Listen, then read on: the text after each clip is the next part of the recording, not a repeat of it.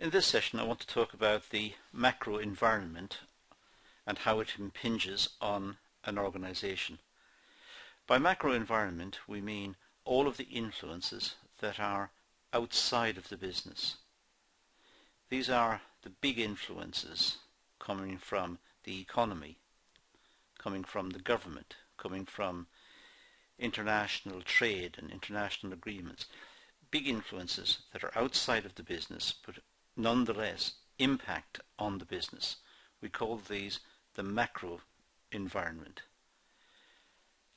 The micro environment, by way of contrast, is what is inside the business. So we're going to look at the macro, all of the big issues from outside of the business and how they can be brought to bear on the business, how they affect the business. And we do this through what's known as a PESTLE analysis. You'll see in some books it's called simply PEST. In other books it's called PESTLE. It's an anagram, and we're going to work our way through each of the terms to see how the terms may be used to group ideas about the external environment and their impact on the organization. The anagram simply stands for P for political, so we look at all of the political influences and list them all out. E is for economic, again do the same. S for social or socio-cultural. T for technological. L for legal. And E for environmental. So each of the letters is a mnemonic for some environmental set of factors. So that's the idea. The idea is to look at each of these, and we're just simply going to get into it. By the way, I said it's a PESTLE analysis. It's not really an analysis as such. It's more a way of classifying influences under headings. It groups all of the political under one heading. It's not really an analysis as such. It may be used for the company to take each of the points listed and analyze how those points affect the business.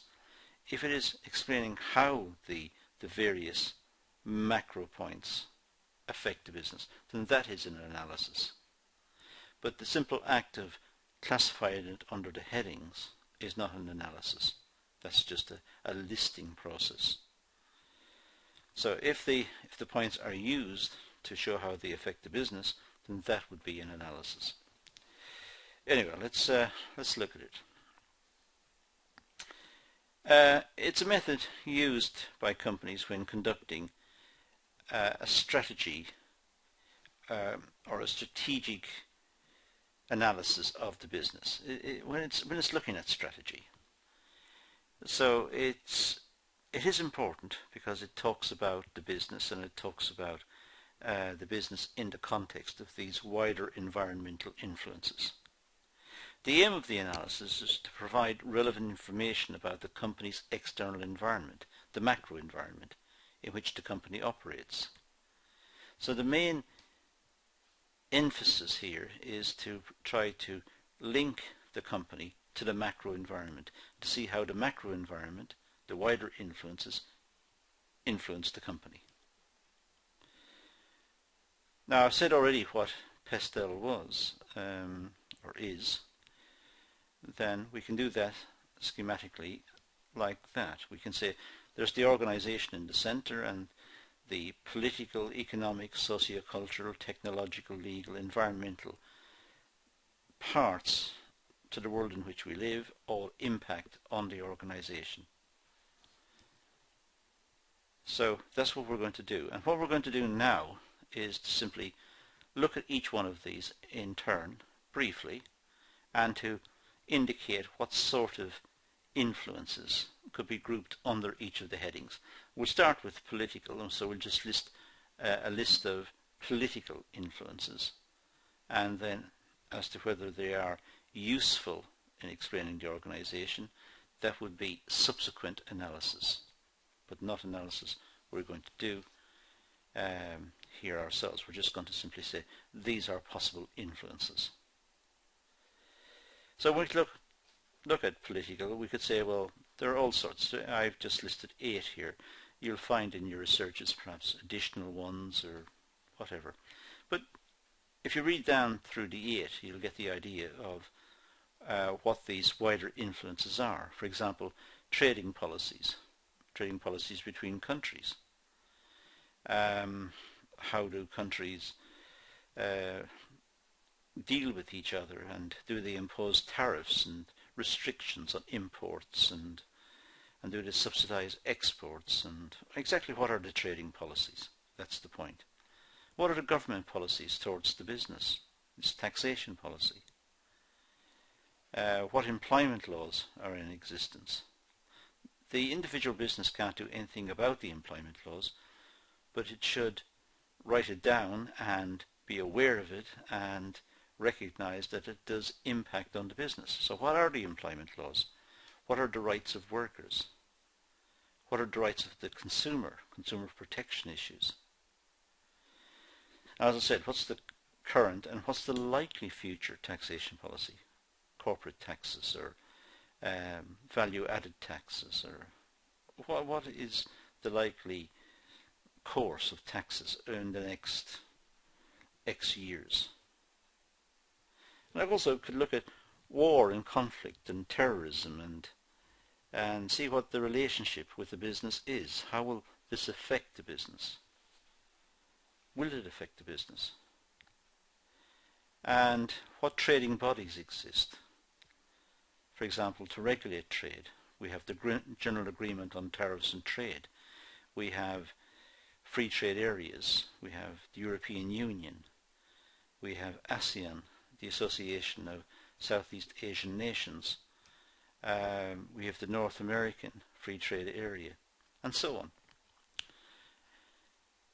We also have grants and funding that may come from the government, that may become available from the government in the future to perhaps subsidize training for workers or whatever. So these are wide political influences that may affect the business and are worth noting. Now let's look at the economic. Well, the overall condition of the economy is important. The infrastructure, the number of people out of work, tax revenues, government borrowing, interest rates. All of these are important in trying to explain how the external conditions affect the business. If you look at number 2, I mentioned interest rates, inflation, exchange rates. Again, key indicators. And these would have to be interpreted and understood in the context of the business, but they may have an impact. What's the level of unemployment? Is there social unrest in the country? What's the growth rate, or what's the level of GDP, gross domestic product? And how is it changing over time? Is the country growing, or is it stagnant? Is it in recession? Is it depressed? What's the level of customer or consumer and government spending? Is that depressed? What are the production levels in the country? What's the rate of economic growth? And what's the likely future for economic growth in the country? And also, what entry barriers exist in the particular business itself? Entry barriers are really outside of the company, because entry barriers are trying to block companies external to the business from entering and competing away its profits. So what entry barriers exist? And what's the level of disposable income? Have customers got enough disposable income to buy the product? and what's the likely to happen to that in the future. Now, these are just some of the possible economic influences on the business that are worth noting. The socio-cultural ones, well, there are ethical issues about, for example, corporate social responsibility. Companies should not pollute the atmosphere, and health and safety issues. And I'll talk about these down further, but there are all sorts of issues. How does it treat its workers? Where does it get its supplies from? And does it pay workers a sufficient living wage? Not only workers in the country, but perhaps if it buys in raw materials or semi-processed goods or whatever from other countries, is it paying the workers sufficient in those countries as well? What's the population? What's the lifestyle changes in the population? How are we living now compared to in the past? And what's the likely future course of the changes that we have in our lifestyles? Perhaps we're moving from owner-occupied houses to rented houses. Perhaps we're not buying cars, but we're leasing them. Perhaps. So these were influences that should be taken into account. What are the demographics of the country? What's the age structure? What's the gender divide? Is it an aging population, or is it a young population? Because they all have different impacts on the business, perhaps. What's the education in the country? Is it a strong education system? Is it weak?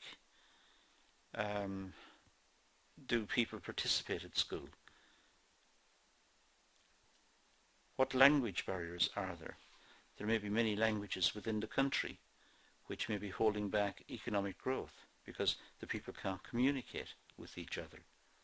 Or what are the language barriers in international trade? If the company is trading internationally, does it have the language skills to do that effectively? What are the customer attitudes and preferences towards the product, or towards the company, or towards business in general? And there are health and safety issues, and the type of living standards that people have got, which influence health and safety, or particularly health. If the workers don't have a lot of disposable income, they may not have good diets, and therefore they can't work effectively, and they can't concentrate.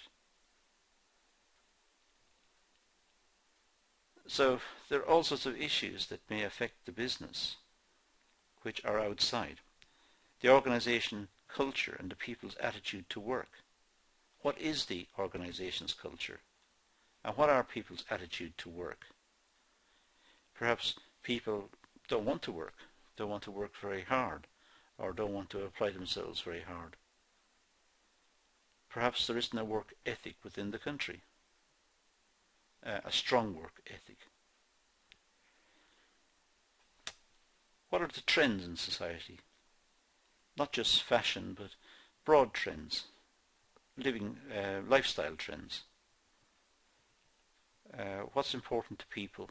And all of these issues impact on the business, and the management of the business must at least recognize that those influences are out there. They may not all be relevant to the business.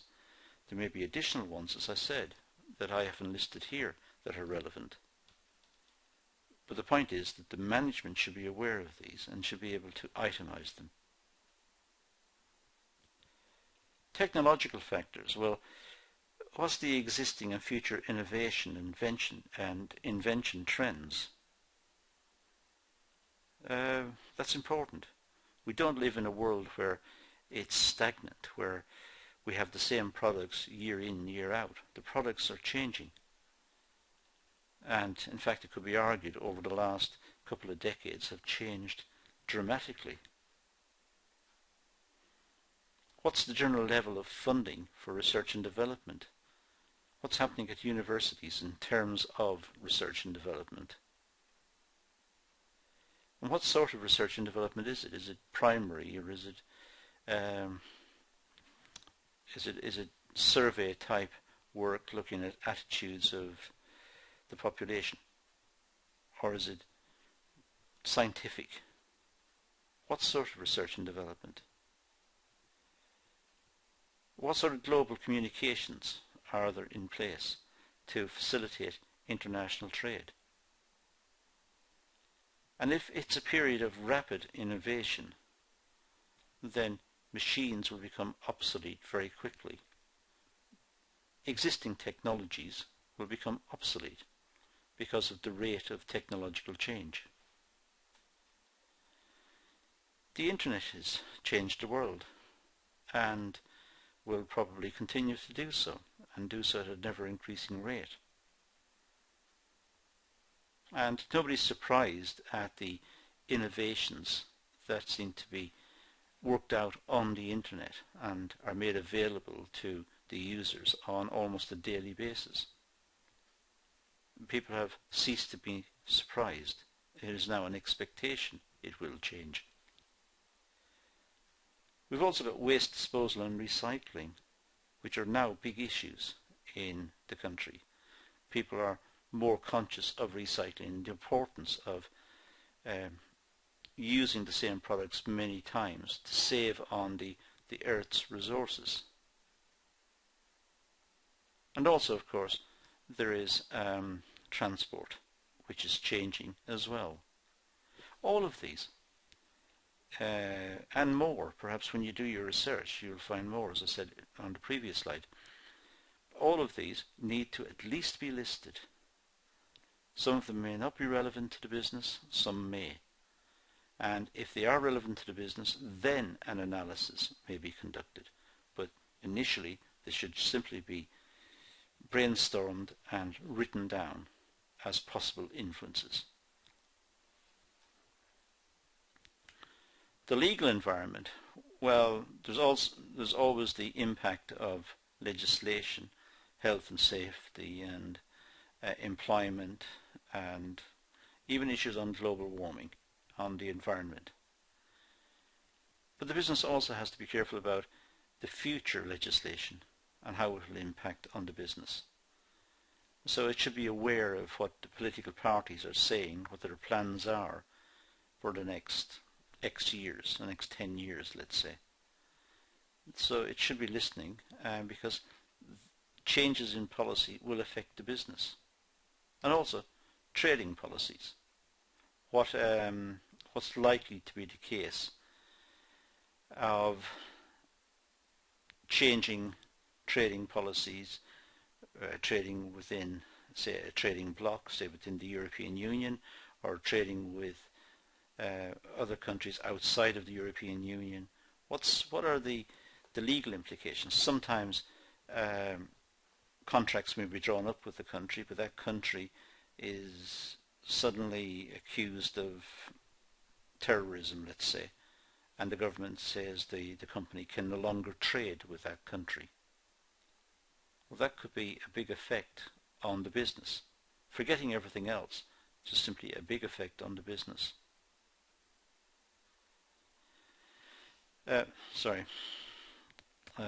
We're down to environmental. Pollution levels, global warming considerations, these are important because they may affect the business through later on having to pay for the pollution, or the government may pass legislation to stop pollution and the business may be accused of being a polluter. But also looking at the importance of recycling, not just from a global perspective, but also as one that shows the customer that the company has got green credentials. It is trying hard to recycle and be kind to the environment. The government, media and consumer views and opinions of the environment are important, and these should be taken into account, because what they say may become law in the future and may impact on the balance sheet of the business. And also also legislation, of course. As I said to you earlier, legislation may vary in the future in all sorts of ways, and it may be legislation about the environment, it may be legislation related to the environment loosely, but it may impact on the business, and it should be taken into account.